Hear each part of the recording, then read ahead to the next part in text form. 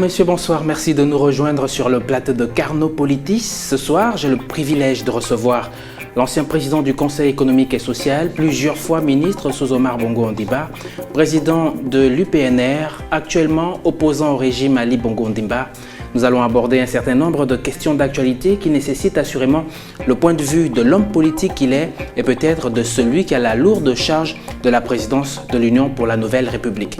Madame, Monsieur, j'ai le plaisir d'accueillir sur ce plateau Maître Louis-Gaston Maïla.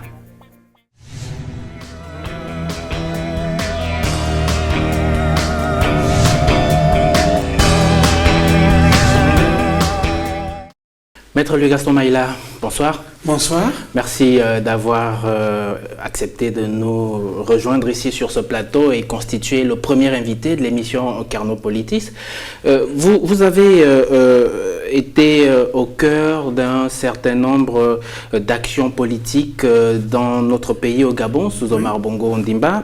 De nombreux observateurs disent de vous que vous êtes un va-t-en-guerre, en réalité quelqu'un qui n'a pas froid aux yeux, aussi bien aujourd'hui qu'il y a quelques années, parce qu'on vous a quand même vu dans certaines postures face à Omar Bongo Ondimba. Qu'en dites-vous? Écoutez, je vais commencer par vous remercier pour votre invitation, dire que ce que vous dites est exact. Je pense que quand on fait le métier que j'ai fait, on ne doit pas avoir froid aux yeux. Je suis avocat, donc pour faire le boulot que l'on fait dans la politique et tout, il ne faut pas avoir froid aux yeux. J'ai longtemps travaillé avec Omar Bongo Ondimba, comme vous le dites vous-même, et je ne pense pas qu'il faille avoir froid aux yeux aussi bien hier qu'aujourd'hui. J'espère demain aussi. Donc, merci pour votre invitation. Merci surtout à ceux qui nous font l'amitié de nous regarder au cours de cette émission. En tout cas, merci beaucoup. Alors, comment vous vous sentez depuis ces quelques années? On va dire, vous avez une retraite administrative aujourd'hui, vous faites de la politique. Comment vous sentez-vous? On voit bien que vos cheveux noirs, qui longtemps avaient attiré les téléspectateurs, ont déjà pris beaucoup de gris.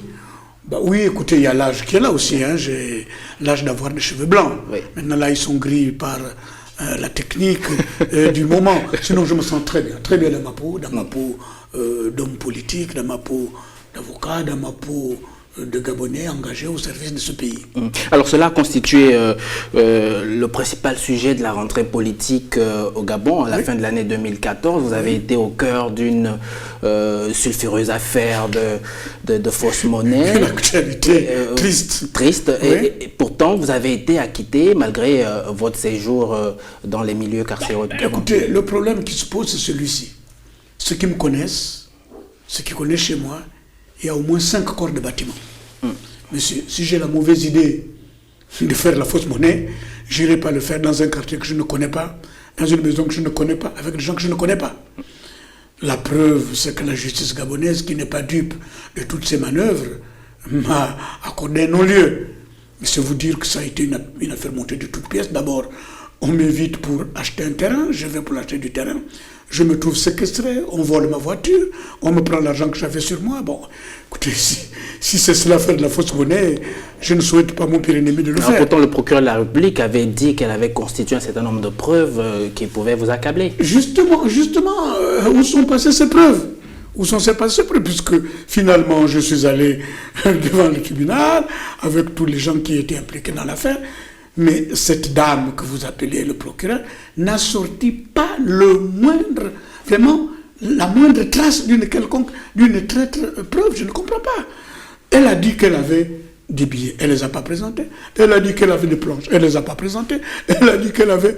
Je ne sais pas tout ce qu'elle a dit qu'elle avait, elle ne les a jamais présentés. Alors, très clairement, vous avez pu crier au complot très rapidement. Non, je n'ai pas crié au complot très rapidement. Écoutez, monsieur, c'est moi qui vous allais porter plainte. Déjà. Alors, je passe de plaignant à accusé uniquement parce que, d'après ceux qui m'écoutaient, j'aurais omis certains détails dans ma déclaration. D'accord. Mais de cela à être confondu ou bien convaincu de fausse monnaie, je trouve que c'est un peu aller trop vite à la besogne. Je vous dis, le tribunal ne s'est pas trompé. Bon, c'était une manœuvre pour me salir, pour me montrer... Enfin, aux yeux du peuple comme quelqu'un qui n'est pas digne de parler en son nom. Et puis ceux qui savent et qui diraient que j'aurais refusé de signer certains documents, que c'était une façon de me punir. Bon, qu'à cela ne tienne, j'ai été puni. Bon, Voilà, mais ce qui est sûr, c'est que tout ce qu'ils ont raconté, je me suis dit, mais ce sont des âneries. Alors, en même temps, l'opinion a quand même... A rectifié d'elle-même, oui. Oui, d'elle-même, simplement parce qu'effectivement, je vous le disais tout à l'heure, vous êtes un ancien baron du régime Omar Bongo Ondimba, et on sait que les barons du régime Omar Bongo Ondimba en ont quand même mis de côté pendant plusieurs années, donc vous n'avez pas besoin de faire de la fausse monnaie. Non. Le problème qui se pose, c'est que je suis quelqu'un qui a longtemps travaillé dans ce pays, qui continue de travailler, et sans fausse modestie, je suis à l'abri du besoin. Je ne vois pas pourquoi j'irai me mettre dans des trucs pareils, à supposer que je ne sois pas un saint, je vous l'accorde. Mais je vous dis, venez chez moi, il y a au moins 5 corps de bâtiment. Pourquoi je n'irai pas faire ça là-dedans? Pourquoi j'irai dans une villa que je ne connais pas, dans un quartier que je ne connais pas, avec des gens que je ne connais pas? C'est là où ils se sont fourvoyés. Vous, Jeune Afrique, votre confrère m'a tout de suite mis en baisse, mais dès qu'il a vu le délit de Dieu, effectivement, on s'est trompé. On a mis Maître Maïla en hausse parce que c'est uniquement une espèce de vengeance qui ne dit pas son nom. Une vengeance sur quoi? Je me demande. Mais qui fait la vengeance? Écoutez, je ne pense pas que ce soit aujourd'hui le moment. Je me suis justifié devant les magistrats, je me suis justifié devant les enquêteurs, je me suis laissé dire toutes les ficelles d'aucuns tiraient dans cette affaire. Bon, la justice gabonaise... Le téléspectateur lambda peut tirer des conclusions alors? Les téléspectateurs? Le téléspectateur lambda, celui qui nous regarde aujourd'hui, peut tirer des conclusions, vu que vous êtes du côté de l'opposition aujourd'hui. Pour suivre le tribunal dans son verdict qui dit non-lieu, Maître Maïla n'a rien fait. Donc le téléspectateur peut comprendre que j'ai été attiré dans un traquenard, on voulait me salir. Bon, on a essayé de raconter des... Moi j'ai dit ça des âneries, parce que quand quelqu'un, je m'excuse, procureur de la République, vous dit que j'ai avec moi des pièces accablantes contre Maître Maïla, on a au moins la décence de les présenter quand Maître Maïla est face à vous, quand mes avocats sont face à lui. Écoutez, monsieur, j'ai commis 2 avocats. Ils sont venus de 4 en tout, 2 Gabonais, 2 Français. Quand l'avocat français est arrivé, on lui a refusé l'accès au dossier, parce qu'il n'y avait strictement rien. Quand le deuxième est venu, il a été tout simplement expulsé à l'aéroport. Alors, c'est vous dire. Donc, moi, ça ne m'amuse pas, parce que, bon, j'ai passé des moments difficiles, ma famille, moi-même, tous mes amis. Bon, mais ceux qui me connaissent disaient, c'est de la... Enfin, vraiment, pure méchanceté, parce que Maïla n'est pas capable d'un tel fait. Et puis, pourquoi le ferait-il? Pour avoir quoi? Alors, pensez-vous que ce non-lieu vous ait complètement blanchi aujourd'hui? Je pense bien, oui. Puisque même quand j'étais dans les milieux, personne n'y croyait. Bon, maintenant, le non-lieu, il n'y a que la justice pour déclarer quelqu'un coupable ou innocent. Aujourd'hui, vous êtes capable de reprendre vos activités politiques non, en toute sérénité? Je n'ai pas attendu, même quand je n'avais remis, je continue à faire de la politique. La politique? Alors, quels sont vos rapports aujourd'hui avec le Front Uni de l'opposition? Bien, des rapports cordiaux, de courtoisie de part et d'autre, je ne sais pas. Toutes les personnalités qui sont là-bas sont des amis, nous nous connaissons bien. Jean Ping est mon ami depuis longtemps, nous avons eu des carrières parallèles. J'étais ministre d'État, lui aussi, j'étais directeur de cabinet du président, lui aussi, j'étais vice-premier ministre, lui aussi. Donc que ce soit Jean Yarandon, que ce soit Casimir Oyemba, c'est tous des amis. Donc nous avons des rapports cordiaux. Sauf que moi, je suis président de l'Union pour la Nouvelle République, je suis membre de l'Union des Forces du Changement, je travaille avec l'Union, l'UFA qui est l'Union pour l'Alternance, les Forces pour l'Alternance, avec la CPDRO, avec tous les autres partis politiques. Alors, et justement, l'Union des Forces du Changement et l'Union l'UFA, des Forces pour l'Alternance, c'est vrai qu'on sait qu'il y a eu ce bloc qui avait été créé à Mouila, dans la province de Langounié, il y a quelques années. Qui s'est naturellement reconstitué. Qui s'est reconstitué aujourd'hui? Naturellement, il s'est reconstitué, nous sommes dans une dynamique d'union. Oui, la dynamique, elle vient aujourd'hui, mais qu'est-ce qui a motivé cette scission qu'on a vue, une scission spectaculaire où vous avez refusé de participer à une marche organisée par l'opposition? Non, je suis légaliste, monsieur. J'ai été moi-même longtemps ministre de l'Intérieur et j'estime que lorsque le pouvoir, le ministre de l'Intérieur vous dit « Monsieur, vous ne faites pas ça, si vous voulez vous respecter, vous ne faites pas cela. » On avait organisé un meeting et tout. Nous avons écrit le ministre de l'Intérieur qui nous a répondu « Ok, d'accord, à condition que vos amis de l'Union nationale, à l'époque interdit, ne prennent pas la parole. » Ce que j'ai dit à mes collègues, je dis « Bon, si vous voulez absolument tous parler, ben on va à votre siège. Comme ça, vous ne troublez pas l'ordre public et vous parlez. Mais si vous voulez aller là-bas pour parler alors qu'on nous l'a interdit, moi je dis non. puisqu'ils ne m'ont pas écouté, écoutez, c'est de l'histoire ancienne. Bon, je dis, allez-y, moi je n'y vais pas, c'est tout. Et puis bon, on se sépare, chacun allait de son côté. Et aujourd'hui, avec les autres de l'Union de force pour l'alternance, de l'Union de force pour le changement, de la CPDRO et de tous les autres partis politiques, nous nous sommes retrouvés dans une dynamique unitaire. Nous avons publié un communiqué qui indique notre challenge d'aujourd'hui, qui indique les étapes de notre lutte, comment nous entendons la mener pour arriver au résultat qu'il faut. Alors, aujourd'hui, comment vous vous accommodez de, je veux dire, l'opinion que la communauté nationale a de vous, celle de vous prendre pour quelqu'un qui fait beaucoup de volte-face, qui dit une chose aujourd'hui, qui en dit le contraire demain? Justement, je voudrais peut-être pour la énième fois dire que je n'ai jamais changé de camp. J'étais le compagnon d'Omar Bongo Ondimba. Jusqu'à sa mort, j'étais à ses côtés. J'ai créé le POUP, le Parti de l'Unité du Peuple, avec la complicité d'Omar Bongo. Et nous avons fait beaucoup de choses ensemble, moi ayant le POUP, lui à la tête du PDG, POUP et PDG des fois ensemble. Donc je ne vois pas qui a intérêt à faire quoi au Gabonais, que j'ai déjà fait volte-face. Je suis dans l'opposition depuis 2007. Je n'ai jamais changé, j'ai jamais été ailleurs, j'étais avec les gens. Maintenant, ceux qui ont cette opinion-là, c'est les gens qui veulent encore une fois me salir. Je ne vois pas comme disent, hier j'étais à tel mandat et que j'étais à telle autre pause. Je ne sais pas. Je vous expliquais, nous étions à Mouila ensemble. Je ne suis pas quelqu'un qui suit, je ne suis pas une espèce de mouton de panurge.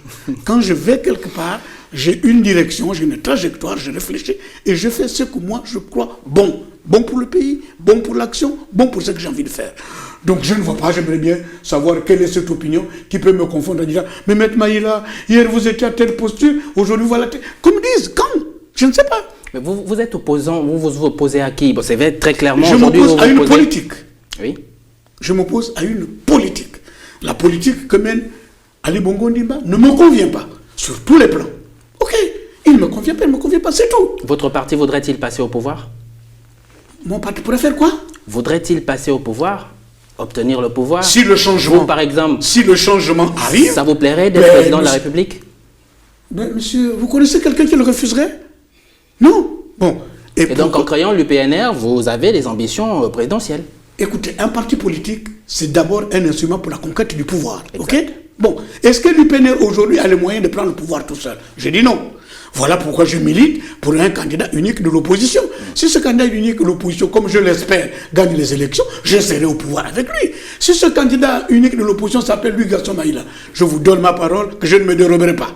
Mais si le candidat ne s'appelle pas Louis Gaston Maïla est prêt aujourd'hui à soutenir ce candidat avec ses moyens, avec sa verve, avec son parti et avec tout le moyen qu'il faut. Donc vous pouvez nous dire comment l'UPNR se prépare pour ces élections, enfin cette élection de 2016, avec ses camarades? L'UPNR se prépare dans une dynamique d'ensemble. Vous savez, monsieur, vous me reconnaîtrez que je suis un des rares chefs de parti ici qui fait la tournée à l'intérieur du pays pour rencontrer les militants, pour faire passer un message. Vous m'avez suivi dans le Wellington, dans le Haut-Ogooué, enfin, dans tout le Gabon. C'est ça la politique.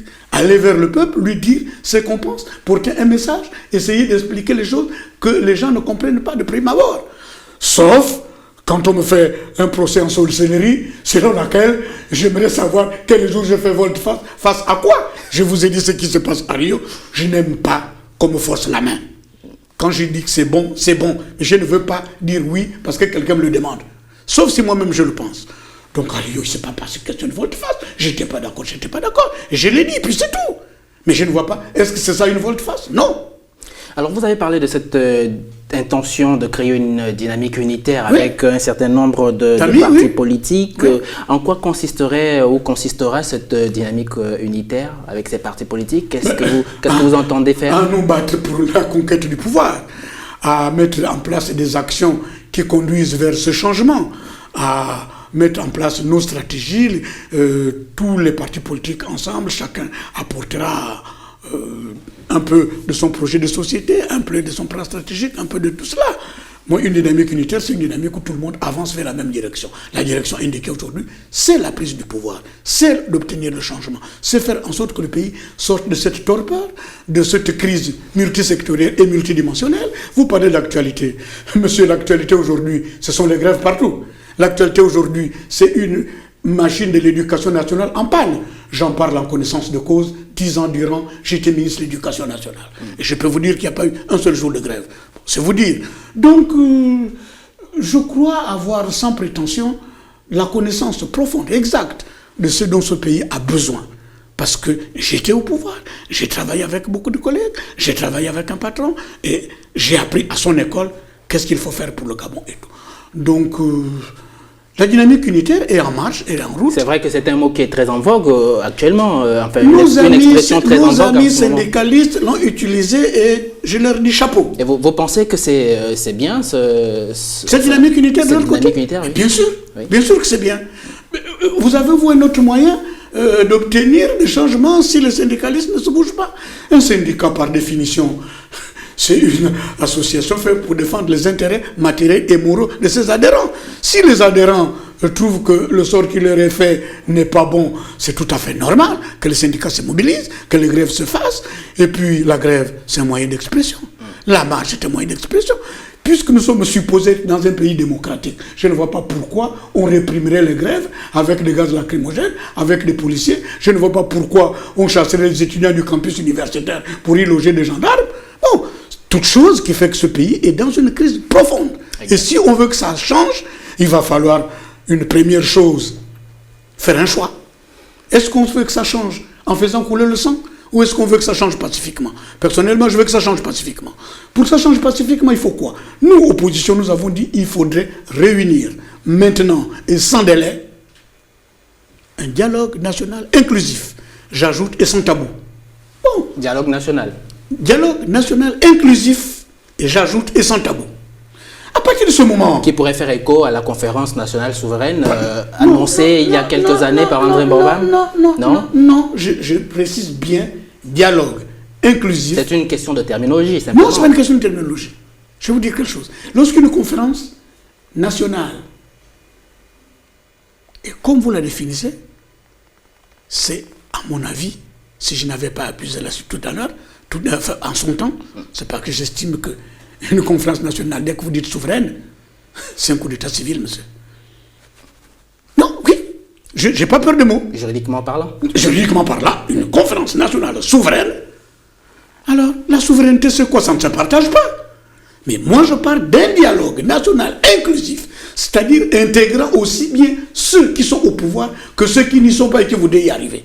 Et j'ai dit sans tabou parce qu'on doit parler de tout. Donc, vous voyez que la différence, elle est quand même là. Ok, très bien. Alors, avec tous les échecs qu'on a vus dans l'opposition, on a vu plusieurs regroupements. Heureusement, avant que je n'arrive. Plusieurs regroupements de l'opposition, le FUAPO, le HCR et tout ce qui a suivi. Pensez-vous que cette dynamique unitaire va vraiment prendre alors qu'on connaît tous ces échecs? Je crois qu'elle va prendre parce que les gens, les hommes politiques que nous sommes, avons tiré les leçons des échecs du passé. Quand vous me parlez de FIAPO et tout ça, là, moi j'étais de l'autre côté. Mon rôle c'était de stabiliser la FIAPO. Mon rôle c'était de déstabiliser l'opposition. Il faut dire les choses telles qu'elles sont. Aujourd'hui, ceux qui sont avec moi ou ceux qui me retrouvent à nouveau doivent comprendre que nous devons éviter les pièges de ceux-là dont la mission était de stabiliser l'opposition. Maintenant, si nous ne sommes pas assez intelligents pour le comprendre, que toutes les manœuvres qui viendraient d'en face ne serviraient qu'à nous affaiblir, bon, tout le monde doit comprendre également qu'une opposition est faite pour s'opposer. Mais à mon sens, s'opposer, c'est dire au pouvoir, monsieur, là vous avez tort, là vous avez tort, là vous avez tort, là vous avez fait ceci, vous aurez dû faire cela. Ça, c'est mon premier sens de l'opposition. Maintenant, il paraît qu'au Gabon, ce n'est pas ça. Bon, d'accord. Alors, à partir de maintenant, on ne parle plus avec ce pouvoir. À partir de maintenant, on ne parlera avec ce pouvoir que lorsque celui-ci aura changé de méthode de travail et que celui-ci aura convoqué cette conférence que toute l'opposition, que tous les Gabonais attendent de tout leur feu. C'est cela. Il n'y a pas mille façons. Il n'y a pas mille façons. Fin de cette première partie. Je vous rappelle que nous avons pour invité Maître Louis-Gaston Maïla, président de l'UPNR, qui est le premier invité de cette émission. Maître Louis-Gaston Maïla qui est venu sur ce plateau pour discuter avec nous sur un certain nombre de questions et d'actualités politiques. Deuxième partie de l'émission, point de vue.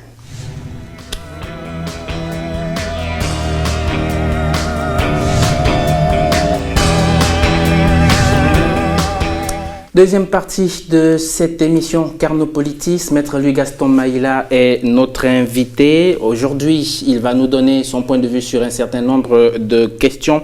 Maître Louis-Gaston Maïla, le ministère du Budget et de la Fonction publique étudie actuellement les voies et moyens de dissoudre la prime créée en février 2014 par Ali Bongo au profit de l'ensemble des agents publics. Il opte plutôt pour une légère augmentation des salaires. Quel est votre point de vue sur cette question, sur ce réajustement apparemment? Non, sur la question, mais parce que je ne connais pas le réajustement. Je ne sais pas dans quel sens il veut aller. Il m'est difficile de me prononcer. Tout ce que je sais, c'est que les primes qu'on a créées de manière hasardeuse, sans réflexion, et tout ne pouvait arriver qu'à cette impasse. Donc, si maintenant la réflexion va dans le bon sens et que les rémunérations qui vont sortir de cette réflexion vont amener les Gabonais à bien vivre, pourquoi pas? Mais je dis seulement que primes du genre PIP et compagnie, ça ne mène nulle part. Donc, lorsqu'on annonce à la porte-pièce de SMIC à des taux qui frisent le non-sens, vous savez, j'ai été ministre du Travail.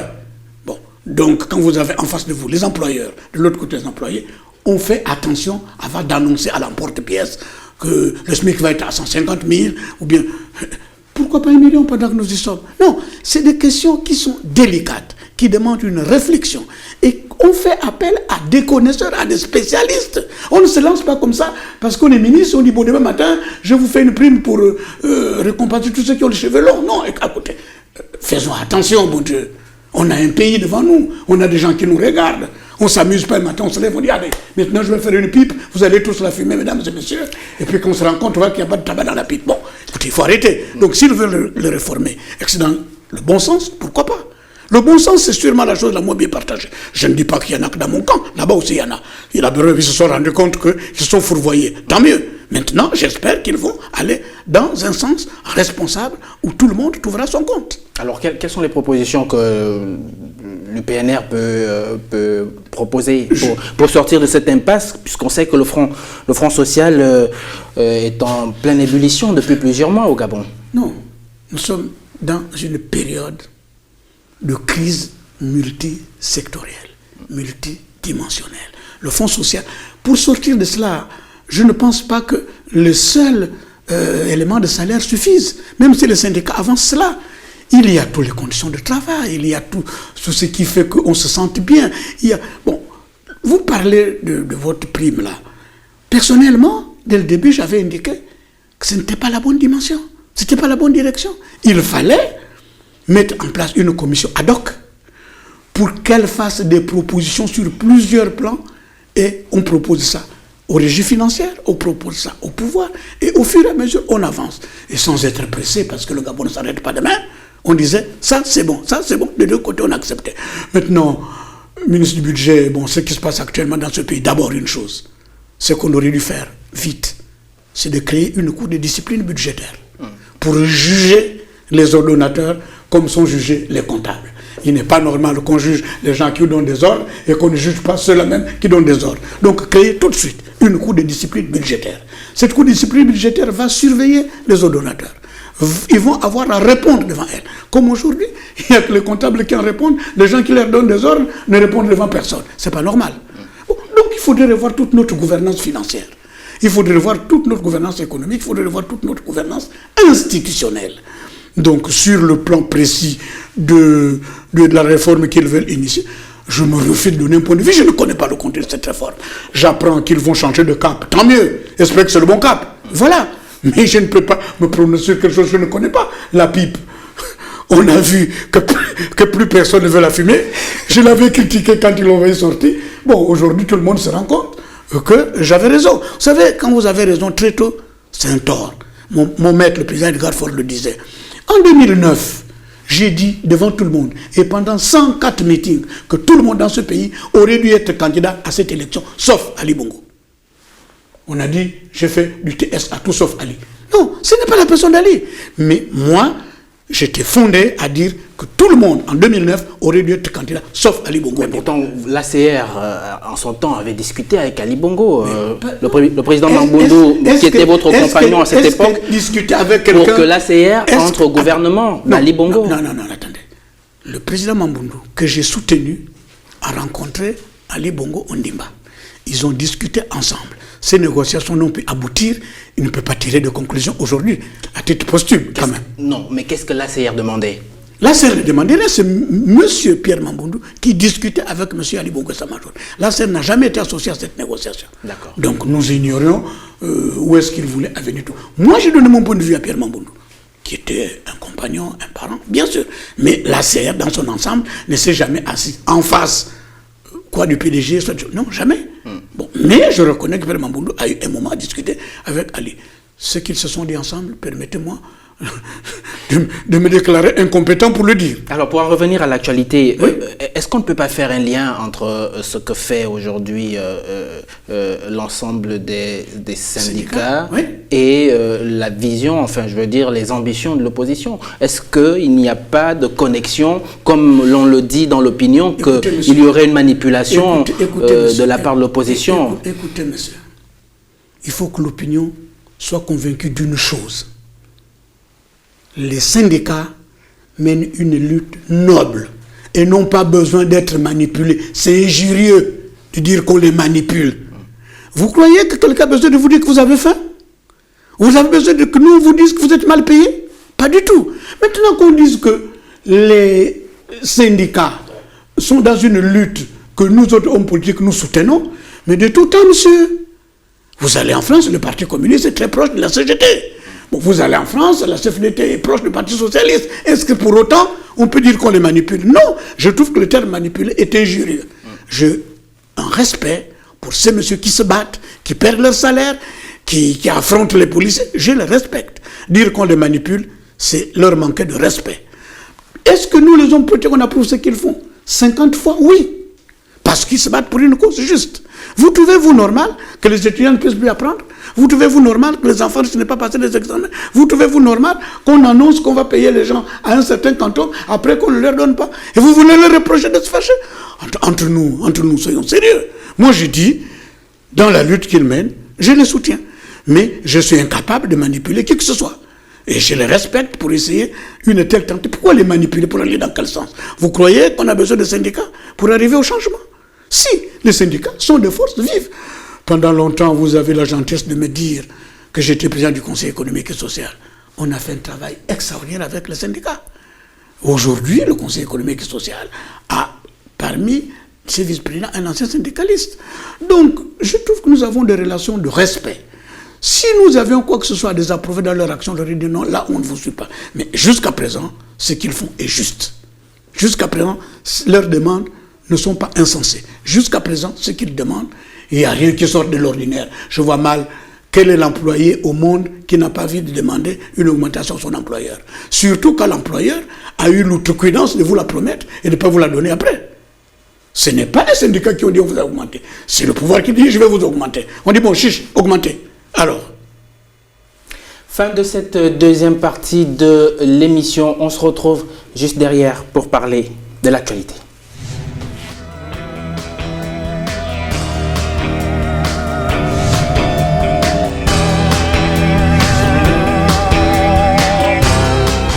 Retour sur le plateau, Maître Maïla Ali Bongo a effectué le 4 avril dernier une descente à Batanga, vous connaissez, à 3,5 km environ d'Omboué, en vue de regarder l'état d'avancement des travaux du chantier du siècle, comme on dit dans le milieu du pouvoir, chantier du ciel qui en fait est la matérialisation de la construction d'un pont sur cette lagune, 93 km de route devant relier Port-Gentil et Omboué. Vous avez entendu parler de cela. Je crois que c'était également un des projets d'Omar Bongo Ondimba en son temps. Qu'en pensez-vous? Qu'en dites-vous? Si demain matin, Ali Bongo nous annonçait qu'il va nous faire un pont qui relie la Terre à la Lune, Vous y croirez aussi. Bon, maintenant, moi, ce que j'ai dit, vous dites que c'est un projet d'Omar Bongo Ondimba. On y a pensé, on a songé, on a en son temps cherché les moyens pour réaliser cela. Maintenant, moi, je ne vois pas comment, quand on voit tous les éléphants blancs qui jonchent la République, donner plus de crédit à ce projet qu'à un autre. Il a fait cela. Vous savez, une autre façon de gouverner d'Ali Bongo Ondimba, ce n'est pas les annonces. C'est encore une annonce parmi d'autres, c'est tout. Regardez votre fameux port-mol là. Vous avez vu ça? Bon. Vous voulez quoi que j'applaudisse aussi? Bon, alors, vous voulez que j'applaudisse aussi? Quel est le meilleur des deux chantiers? C'est quoi? Les logements sociaux ou ça? Non, écoutez, je suis opposé à cette politique-là. Politique d'annonce, politique à l'emporte-pièce, politique de projets jetés à la va-vite, je ne sais pas. Vous savez, au Gabon, quand on voit le climat, quand on voit la topographie des terrains, le plus difficile, ce n'est pas de goudronner une route, c'est d'abord de l'ouvrir. Toutes ces routes-là dont on se vante, c'est nous qui les avons ouvertes. Donc on ne peut pas dire à quelqu'un le mérite parce qu'il est venu mettre de l'asphalte dessus. Bon, voyez-vous, il faudrait relativiser les choses. Il faut avoir le triomphe modeste. Moi je vous dis, vous m'annoncez ce projet. Bon, dans l'absolu, pourquoi pas? Je vous dis, pourquoi il n'annonce pas aussi que demain matin, il va y avoir un pont qui relie le Gabon à la Lune? Pourquoi pas? Vous y croirez aussi. Bon, moi, permettez-moi... Pour réaliser un projet, il faut bien l'annoncer à l'avance. Mais bien sûr, non. Il faut bien l'étudier. Il faut réunir les conditions de financement. Il faut réunir les conditions de dire aux Gabonais, voilà ce qu'on va faire. Avec tel moyen.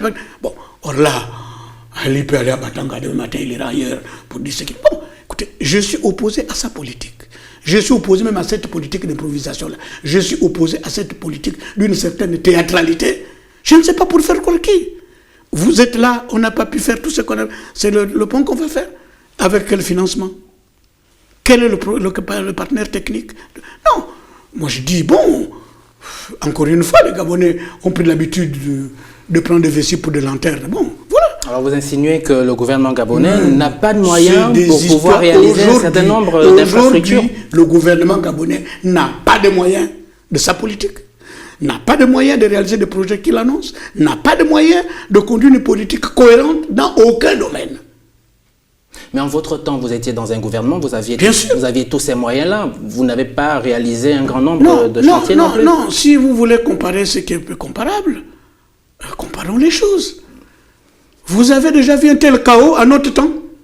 Non. Je vous ai dit que j'étais 10 ans ministre de l'Éducation nationale, je n'ai pas eu un seul jour de grève. Bon, je préfère enseigner les petits Gabonais que de les envoyer à la Lune. Bon, en notre temps, nous avons fait tout ce que vous avez dans ce pays. Je vous dis que les routes dont vous vous gargarisez, excusez-moi de dire vous, je veux dire votre génération, bon, c'est nous qui les avons ouvertes. On a eu seulement le mérite de mettre du goudron dessus. D'accord? Or, je vous dis, le plus difficile, c'est pas de mettre le goudron, c'est d'ouvrir la route. Quand on connaît la topographie du Gabon, quand on connaît la pluviométrie.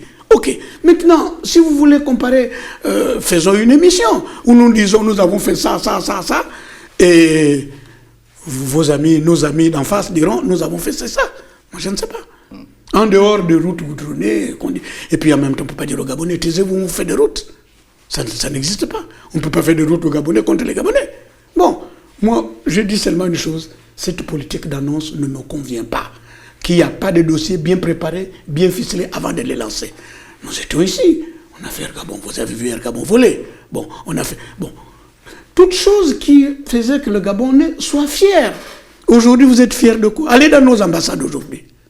Monsieur, moi, je ne sais pas, avant d'aller dans le superflu, commençons à aller dans le minimum. Nos diplomates aujourd'hui sont chassés des maisons et tout. Les fonctionnaires aujourd'hui bientôt vont l'être. Bon, avant d'aller chercher tout ça là, donnez le minimum aux Gabonais, qu'ils puissent manger, qu'ils puissent se soigner, qu'ils puissent aller à l'école. Du temps que vous évoquez, je peux vous dire qu'ils mangeaient, qu'ils allaient à l'école, puisque votre serviteur en était un des acteurs. J'ai fait la réforme de l'enseignement. Tout le monde a vu cela. J'ai créé les maternelles pour que la formation ab initio se fasse le plus tôt possible. Les parents d'élèves, c'est Maïla. Maïla, non, le gouvernement auquel j'appelle, mais Maïla était, disons, à la manœuvre. Donc, ne comparez pas ce qui n'est pas comparable. Moi, je peux dire, en notre temps, on vivait. Aujourd'hui, on vivote. Et peut-être on survit.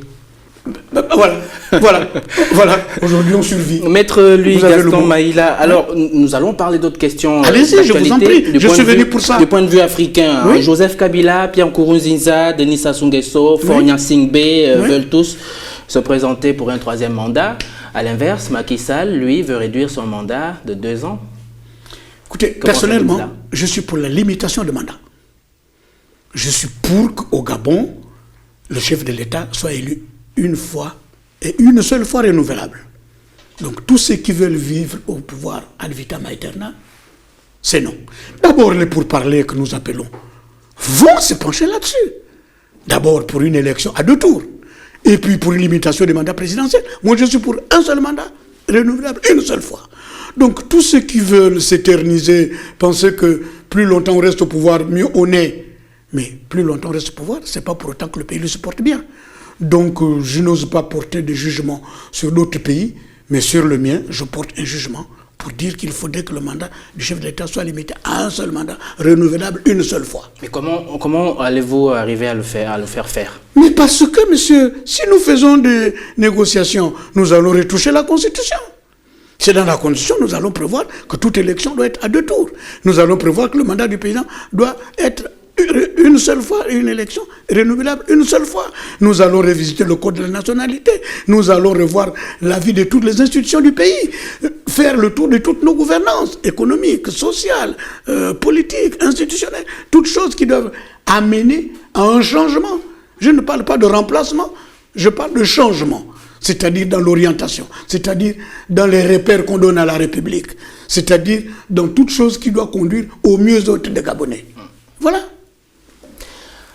J'espère que vous n'allez pas me poser la question pourquoi nous n'avons pas fait hier. Non, je ne vous le demande pas. Bon, merci. Vous êtes gentil. J'allais vous dire fin de cette rubrique. Nous passons à la prochaine rubrique dans le vif.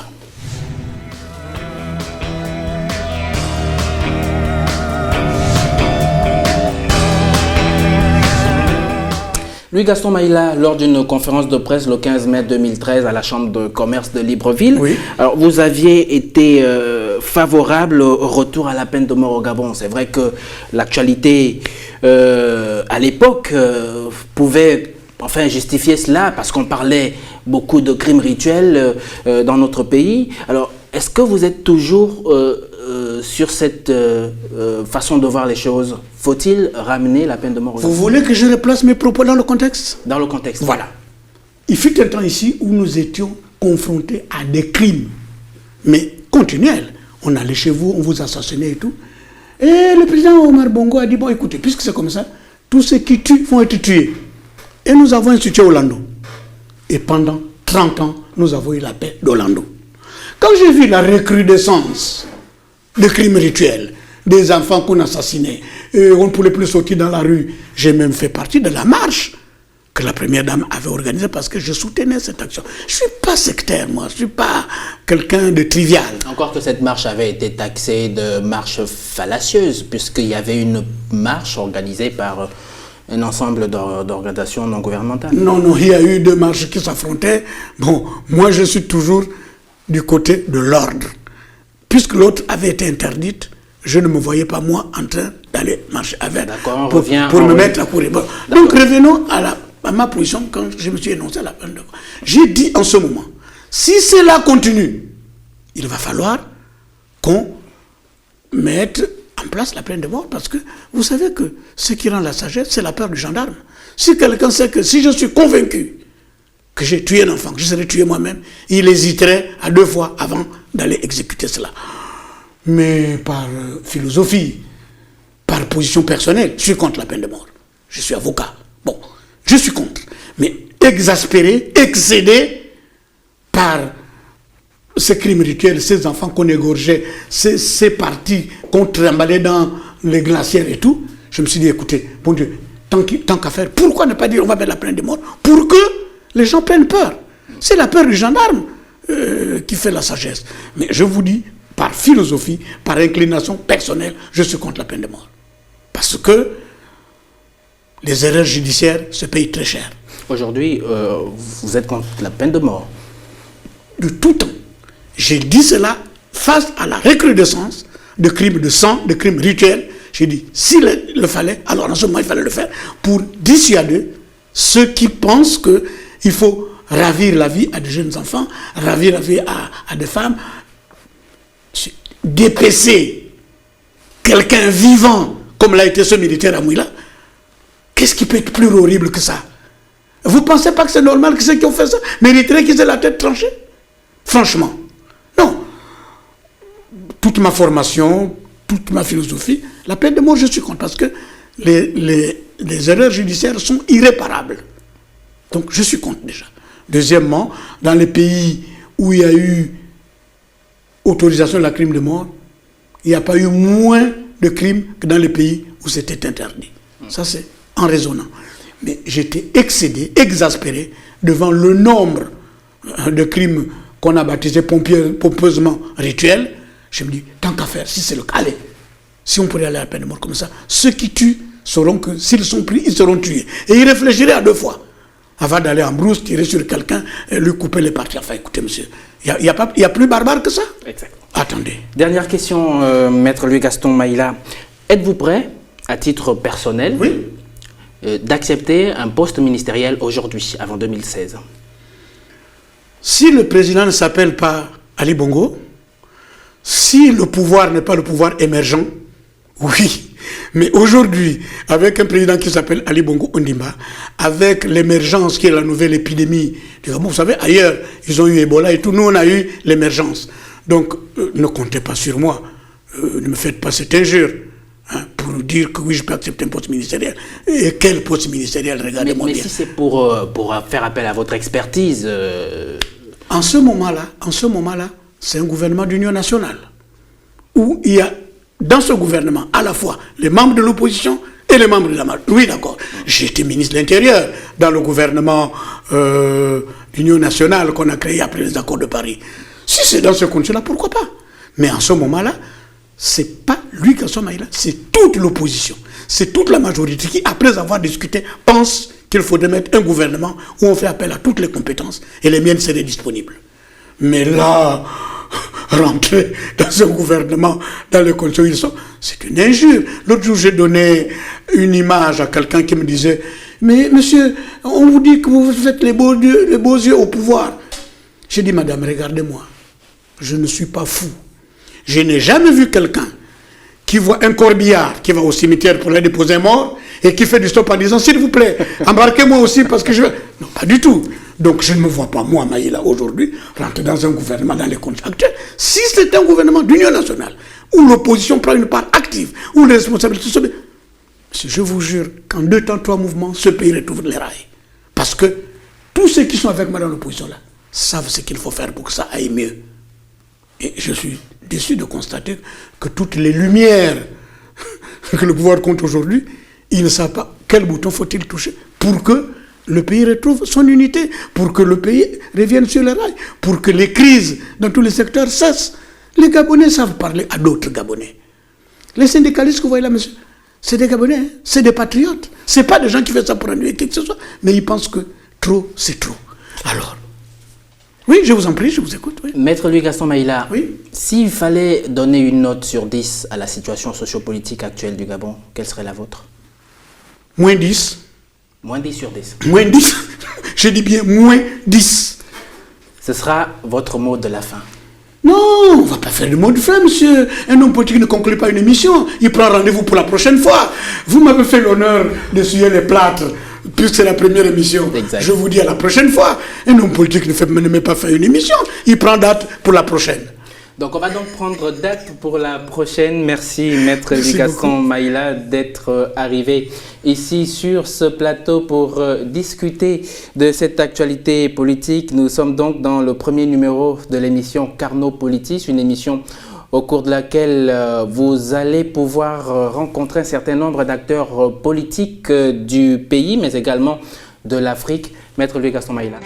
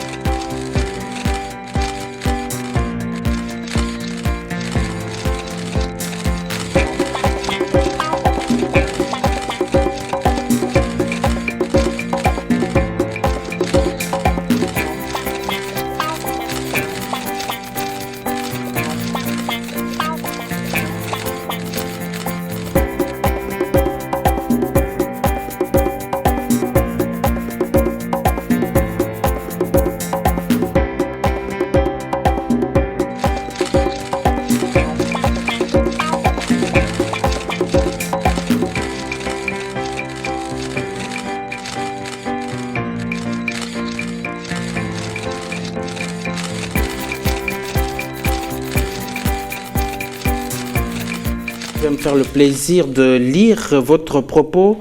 Félicitations pour l'aventure Canal 7 dans sa conception et dans sa réalisation. Tout est excellent. J'ai été honoré d'animer la première émission d'une série que j'espère longue et prometteuse. Échanger, discuter avec des jeunes pleins de talent sur des questions d'actualité est une chance qu'il faut toujours savoir saisir, surtout au moment où le pays traverse des heures de doute et d'incertitude. Au plaisir de revenir sur ce plateau pour d'autres échanges. Maître Louis Gaston Maïla, merci. C'est moi qui vous remercie et merci d'avoir pensé à moi pour la toute première émission. Donc je suis venu essuyer les plâtres. Ça voudrait dire que votre chaîne a devant le un avenir lumineux et votre choix n'a pas été fortuit. Merci beaucoup. C'est également la fin de cette émission. Madame, Monsieur, merci d'être nombreux devant cette émission Carnot Politis, la première du genre. J'aurai le plaisir de vous retrouver jeudi prochain à la même heure.